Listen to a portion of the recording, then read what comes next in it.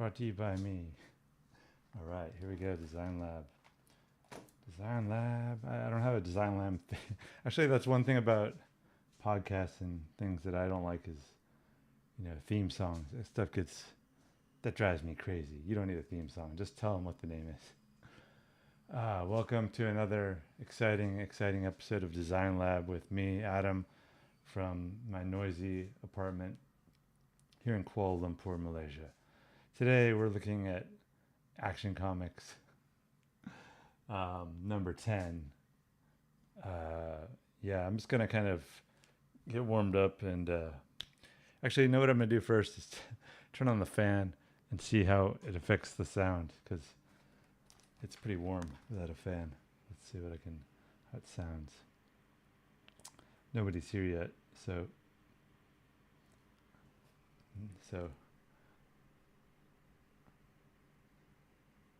I'm listening to myself from like 30 seconds ago. Doesn't sound bad as near as I can tell. Yeah, I think I'm going to leave the fan on. If the fan bothers anybody really, really badly, just let me know and I'll design it out of the ecosystem. All right, so are we live? That's the question. I think we're live. Okay. All right, we're live. All right, so nobody's here anyways. I didn't, at this time I did vaguely announce this live stream about 20 minutes ago, but I don't expect anyone to show up. I haven't done these in so long. I'm just checking out the health. I got a warning from the Surgeon General at YouTube. It says the stream's current bitrate is lower than the recommended bitrate. We recommend to use a stream bitrate of 6800. So I am using a VPN. I don't know if that affects it, but I don't care. I'm just going to leave it. And if for some reason there's any issues, I'll delete it and try again some other time. Maybe. Who knows? So I just wanted to blaze through this pretty quickly. Let's look at this. Action Comics number 10. I've been reading through Action. I actually have these. Let me show you actually what actually is going on today. So I've been reading these first 100 Superman stories in Spanish. I think I've read a lot of these before, but I am reading them now in Spanish, and they're okay. It's kind of like I don't really care if they're good or not, because I'm just practicing my Spanish every day, so it's an opportunity to practice Spanish. So anyways, one thing I'm noticing is that a lot of these early Action Comics, which some of them I've read, some of them I haven't, they haven't quite realized that Superman is the key. They're appearing in every issue, but they still haven't put him on the cover and realized that, Fred Guardinier, you may be able to draw good boats, but you're not going to sell copies the way Superman does, especially in 1939 when people are just starting to hear about this megalopolis of a character. I don't know what that means. Here's a sneak preview of some other comics I may be looking at soon. Johnny Ryan has a comic called Fat Cop. It looks pretty good. I don't know. Well, anyways, lots of other ideas. I've been reading through Marvel comics in French, so I'll probably look at those at some point. This is not Jack Kirby. One thing I noticed about a lot of early Marvel comics is that some of them are just so bad. The ones without Kirby or Ditko, they're pretty horrible. A lot of the times. Not just the art, just the whole mechanics, but I'll look at that later, I'm sure. So anyways, let us get back to Action Comics number 10, which, where'd it go?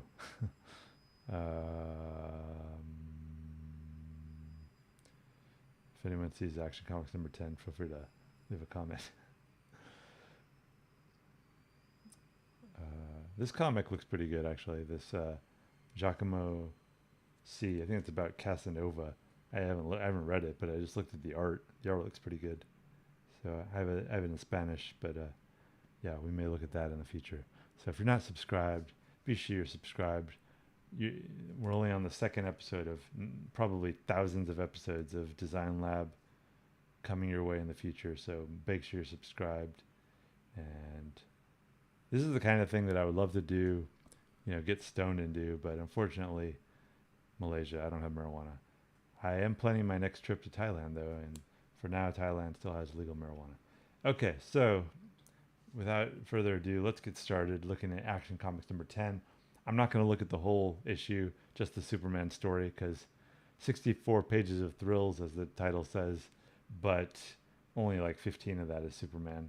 Because at this point, this is really early on. I'm pretty sure Jerry Siegel, the writer, Joe Shuster, the artist, were pretty much the only ones doing anything at this point. This art is definitely Joe Shuster, I'm pretty sure. I recognize his style in the face right here. This, and it's very undynamic. I mean, look, I remember in How to Draw Comics the Marvel Way that the tip was that you're always supposed to show an action movement at the extreme. So like instead of punching in the middle, you should show either all the way back or all the way forward, but not like in the middle. But you know, this is 1939. They were still working out the dynamics of the visual arts of comics, which is all about motion. Unlike, you know, paintings for hundreds of years where they got really realistic, but you know, they were primarily focused on, you know, the art realism or, you know, even impressionism, other things, and not so much on movement. It wasn't, you know, they didn't have animation, they didn't have film and so on. By the way, I just watched this interview with, came out about a week ago, with Quentin Tarantino and Bill Maher, and it's kind of amusing to watch because Tarantino and Bill Maher basically just got drunk and high and for 2 hours and talk about movies and other stuff. So worth a watch. That's the kind of thing I aspire to. Even though Bill Maher I can't stand, but Tarantino is pretty fun to watch. All right, let's get started. Superman, Action Comics, number 10. Oh yeah, any other comments about the cover? The only other thing, you know, sometimes I like to describe Superman's emblem on his chest at this point as a slice of pizza, but they didn't even color it on this one, it looks like, unless this is like the recoloring and they messed up. But yeah, there's a lot of issues with the design of Superman as a character at this point that they're still working out. So this is 1939, and yeah, let's take a look. So one thing I notice a lot is they haven't really figured out that Superman flying is like a thing. Like he just basically jumps and he runs and he stays in the air a long time, but he doesn't seem to like levitate. They haven't really caught on that. That's kind of cool. So interesting that something that we consider so kind of primary to Superman. And also notice, yeah, the pizza slice on his chest, it doesn't really have the kind of like the more sides to it. It's, I guess that would be a 5-sided, like a pentagon. It's still just a triangle at this point. Otherwise, this looks pretty much more or less like Superman, I think. This looks like a pretty standard Superman. So I'm not going to go through all the text. I'm just kind of looking at the overall design. I think a lot of this is derived, like the style, it comes down to being from like Dick Tracy, which I can't remember what year Dick Tracy was started, but basically there's not much dynamic angles in the way that the panels are structured. It's pretty much just straight up and down. You know, you look at Marvel Comics in the 60s, Jack Kirby's doing all these weird angles, and that just doesn't happen. Almost all the shots are medium shots. There's every now and then there'll be a long shot, like here's kind of a long shot, or a close-up even, but for the most part there's a lot of medium shots and a lot of text. And yeah, Dick Tracy is what this reminds me of. Even this like trench coat that Clark Kent's wearing at this point, yeah, that seems to have been dropped later on. So the stream is telling me the health is poor. I hope it's not poor, but I'm going to take a look, see how it looks from the other end of things. Looks fine. All right, I'm going to continue. Like I said, if it doesn't work, I may have to turn off my VPN next time, or just destroy this stream. But for now, I'm going to keep going. All right. So background artist, I would say Joe Shuster is not much of a background artist. He's like very minimal, and even his character poses are not that wonderful. I think his best thing that he does though is his faces. Is actually pretty good at drawing faces and giving characters good personality, and there's always something happening with the faces. So so Clark basically gets a call from this guy saying, "Come, come! I have a wild story to tell you." He's a guy from prison, and he shows he claims that like in prison he was being whipped and tortured, and it's basically a really bad prison. And something that you see a lot in these early Superman stories is, yeah, he's like a social justice uh, kind of reporter in which he's always trying to sort out corruption at the bureaucratic level, saving people from aliens or anything at this point. It's all about just these kind of slum people in slums, like being manipulated by mayors, by slumlords, by gang bosses, and stuff like that. I think in the 1930s in general, there's a lot of kind of resentment by people that, it's called the Red Decade because there was just like so much influence from other countries that were experimenting with socialism, communism, and a lot of that was seeping into the U.S. and people were like realizing, hey, capitalism is not perfect. YouTube is telling me that it's having issues. I'm going to turn off my VPN and see if that helps. Tell me how it is, the quality, the audio especially, and of course the visuals. Stream is healthy. Ah, maybe that was the issue, the VPN. So let's keep going with this. So, uh, so yeah, looking at this, I think a lot of things could have been benefited if if he had just zoomed in on this point.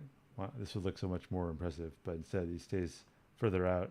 But that was like something that, as directors like Hitchcock and stuff, would start innovating with what could be done with the angles and so on. So, anyways, Clark decides to go investigate this prison where people are being whipped, which I feel like nowadays, if people in prison were being whipped, it'd be like, who cares? Like, it's not an issue for Superman. That's more like an issue for like the district attorney, and people want to see Superman fighting aliens and monsters and Lex Luthor, not just saving people in prison.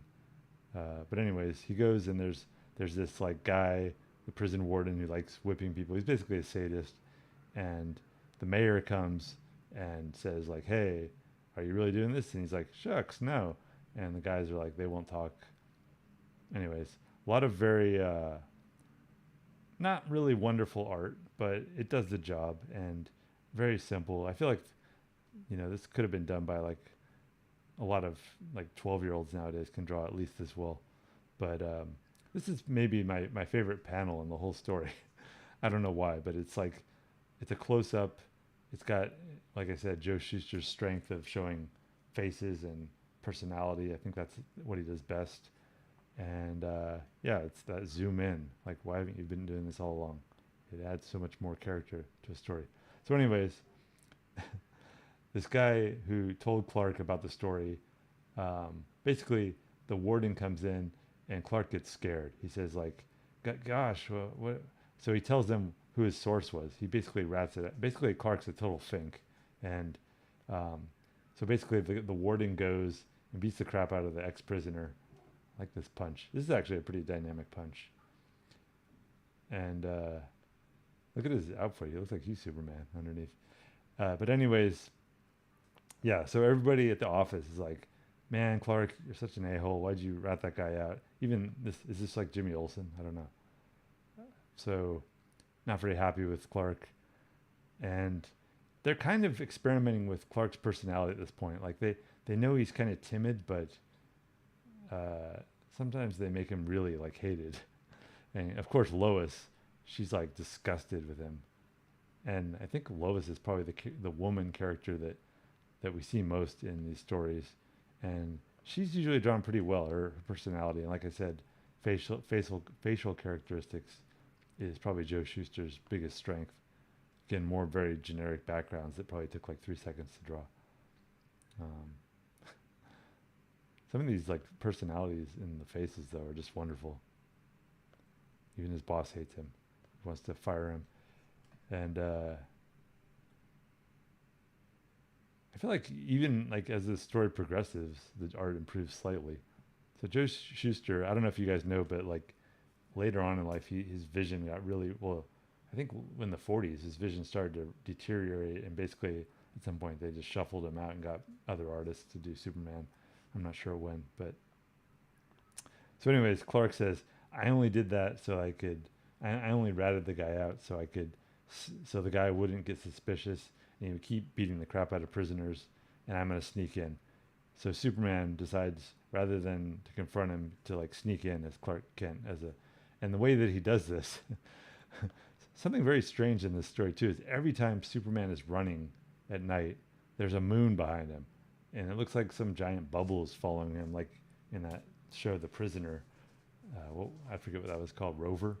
Uh, this giant bubble follows Superman everywhere he runs. Because again, remember, Superman isn't flying much at this point. He's just running, and he has the pizza triangle on his chest. So, anyways, the way that Superman, the way that Clark decides, this is like the stupidest way to get into the prison. Basically, he says, "I'll get into a head-on collision with the prison warden, and then I'll be sent to prison." Which, that's really. First off, you could kill the guy just by, getting. I know you'll survive because you're Superman, but getting in a. So, anyways, these cars to me look obviously like stenciled or drawn from magazine cars, there, or at least this one does, right here. And so, anyways, Clark says like, "Hey, well, it was your fault." He punches him in the face, and this Superman is kind of like that movie Superman where he's like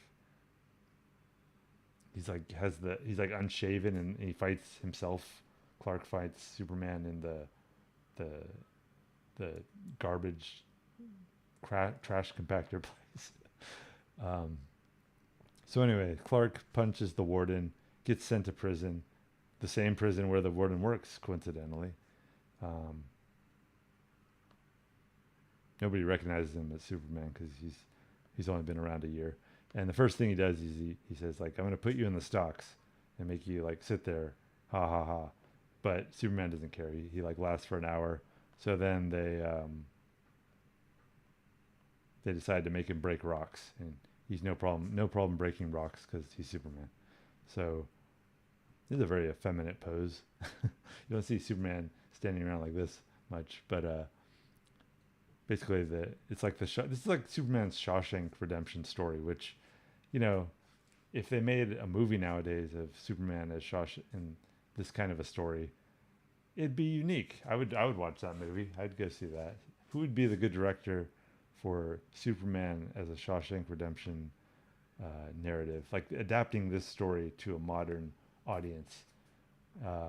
Could be Tarantino, yeah, or Scorsese, or any of those guys. But oh wait, Scorsese, he doesn't do Superman. He doesn't do superheroes. This pose is kind of weird. I thought. I mean, it's not quite flying because again, Superman doesn't fly at this point. He just jumps. But he looks like he wants to fly. He's like, "I'm Superman. I can fly. I can do anything." But he can't quite fly because. Anyway, so he runs, carrying the giant egg of the rover egg, and at one point he saves this guy from quicksand, and there's like this in the narration. There's this fear that Superman might be hurt by quicksand, like he might drown of quicksand. Which nowadays, again, Superman is so powerful. The idea of him getting hurt by quicksand is just laughable because he could like sneeze and all the sand would just go everywhere. But he does save the guy. You may notice in some of these panels, what happened to the pizza slice on his chest? It's gone. And it's like, did they forget to draw it? What happened? Even his cape seems gone in this one. But so anyway, Superman saves the guy. Dog attacks him. Again, nowadays, if a dog attacks Superman, who cares? It's like you can break that dog's face with his finger. But what Superman does is he hurtles the dog in the quicksand, So basically, this Superman, he's much more badass and doesn't care about killing people and stuff. Earlier the story is like people get killed, and he just like they fall off buildings, and he's like, eh, whatever. And so again, the characteristics that we associate with Superman, I think, haven't been quite defined at this point. He's kind of still just jumping around. He's killing dogs, letting them die in quicksand, things like that. Overall, though, look at this page. It's so lacking in dynamism. It's 8 panel page, all up, straight up and down, very limited backgrounds. Just the most. It's almost like this level of like Egyptian hieroglyphics or cave paintings. The most like basic symbols, but in some ways that's where comics starts from, and that's where every comic has to kind of build from. So I wouldn't say, I don't think anyone's going to say Joe Shuster is one of the great comic artists, but in some ways every panel is clear what's happening. So in that sense, he is a great artist. Clarity is like the most essential thing for a comic artist. Like you should be able to tell within, a tenth of a second everything that's happening in a panel. That's like my idea with comics, is that if you can't tell everything, like the gist of it, in a tenth of a second, then you're doing something wrong. You're not clear enough. This panel, helping this guy, dogs are coming, bloodhounds, simple, very straightforward stuff. So anyways, Superman saves the guy, and he goes back.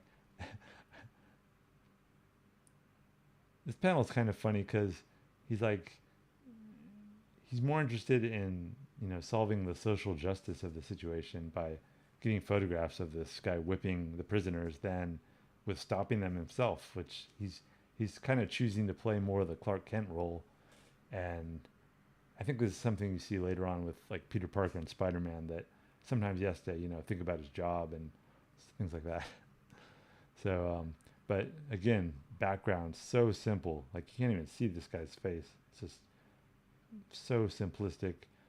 Joe Shuster's like, I don't know how his eyesight was at this point, but again, very just so primal stuff, very raw. And people are made like you don't the to me, like, it's just so laughable. These stories nowadays would like not even exist. Kids just don't care about this stuff nowadays. But this guy's in prison and he's making him eat this horrible food. Actually, he's not letting him eat the food because he's in the box. So, anyways, Superman shoves it in his face. And again, every panel that Superman like runs through at night, he's got a moon behind him for some reason. Very strange stuff. Basically, he shoves the guy in there. I think this is a very iconic Superman image too, even though a lot of this stuff is not exactly kind of how we would do it nowadays. I think this cape looks kind of weird. Like they're just like still figuring out, like, how does he look? Is the cape only on the sides? Does it wrap around the front? What are the colors? Like, is this pizza slice gonna stay a pizza slice? You can't even tell it's an S. It just looks like a comma, a pizza slice with a comma. So anyways, Superman runs and gets the mayor. I think this happened in another story. He gets the mayor. He's always grabbing authority figures and pulling them out of bed at night. This is like something that happens a lot. So anyways, he brings the mayor, by moonlight, of course, and he says, like, look, points out the injustice, breaks him out of the box, basically, and yeah. So this is actually a pretty good dynamic Superman. His chest looks enormous, looks very super. He looks like a behemoth, like a Hercules character. He's got the cape going. So every now and then, I think Joe Shuster does kind of nail the image of what we think of as Superman. But a lot of times, what is going on in this panel with this cape in front? It's like, what is going on? They're still figuring it out. And his neck, look at that. It's like enormous. It's like, he's such a he's like a bull. He's built like a bull. I think this kind of Superman would carry into the 50s. But then I think when Kurt Swan came along, he kind of got lost kind of a little of his thick neckness and became a little more of a different dimension. This is like such a Charles Atlas image of the 1940s He-Man type. So, anyways, Clark goes back to his office. He's saved the day, and everything worked out well. And his Perry White, actually, he's not named Perry White because he's still working at the Daily Star. He's not the Daily Planet. Basically, his editor says, "Oh, I was so wrong about you." He does not get an apology from Lois, however. That's something worth noting. Basically, at this point, every now and then he gets a date with Lois or something, but for the most part, she does not want to give him the time of day. She has so much contempt for Clark Kent and so much awe for Superman, and Clark has to like deal with this multiple personality situation that he's in. So, anyways, that's it. Those are my thoughts on Superman number 10. I think I picked this story because I feel like this was the first one that kind of works, because a lot of the ones before this are very pretty rough around the edges, and I mean they're still very rough around the edges at this point, but they are improving, and sometimes the art's okay. There's some nice shading in here. Look how like rough though the art is. It's just so like, does this guy even have a hand? I don't even. It looks like he has just a stump. Um, so yeah, Joe Shuster's art is not my ideal Superman art, but sometimes like this looks very Superman-y. Sometimes it does, sometimes it doesn't. Yeah. I'll probably next time, my next episode of Design Lab, I'm going to look maybe at either, well, I have a bunch of ideas. I could look at a Marvel comic from the 60s. I have this art book that I've been wanting to look at called The Blighted Eye, which is a really big art book, like 400 pages. I've never read it or seen it, and I may just go through it next time. And rather than, this is a story that I've read before this episode, and I kind of wanted to do that this time. But next time, maybe I'll look at something that I haven't looked at yet. I also have that Fat Cop Johnny Ryan comic. I have so many comics. So, be sure around next time. Be sure subscribed. I do book reviews. I'm doing a book review of Yuval Noah Harari's next book, Nexus, very soon. What other comics am I going to be looking at? Calvin and Hobbes. Camelot 3000 I may look at. I've never read that, and I like Brian Boland's art a lot. So this may be something I look at next. I have a Portuguese edition, because I usually prefer to read in non-English. Like I said, a lot of Marvel comics, Carl Barks, Elric, so many comics. I am reading right now an adaptation of Neil Gaiman's The Graveyard Book, but I don't really care for it. And I do have some thoughts on Neil Gaiman, his whole situation that I'm kind of fascinated by right now, that I'm sure I'll do a video on at some point soon. But I'm watching through his masterclass on writing, so maybe when I finish that, I'll just have some comments on the masterclass, on his sexual abuse allegations against him, and the whole situation. Other comics. Yeah, I love to read comics, so I have all kinds of things I'll be looking at in the future. So be sure to subscribe, and yeah, I'll try and announce the next. Again, I only announced this one with about 20 minutes of preparation, so next time maybe I'll give 24 hours of preparation. Who knows? I am also reading through the Spider-Man comics, and I really like Steve Ditko's art. I think in some ways, it's kind of a progression from Joe Shuster's art. It's very simple, not much like emphasis on the line work, more just on the dynamics of what's happening in each panel. But sometimes it's pretty amazing, and I think at this point in where I'm reading, he's starting to really hit his stride. So that could be something we look at next time. Who knows? So anyways, I'm going to sign off for tonight, y'all, and thank you very much. It's been a blast, as always. So, do I even remember how to end a live stream? I don't know. Let's see. I think I need to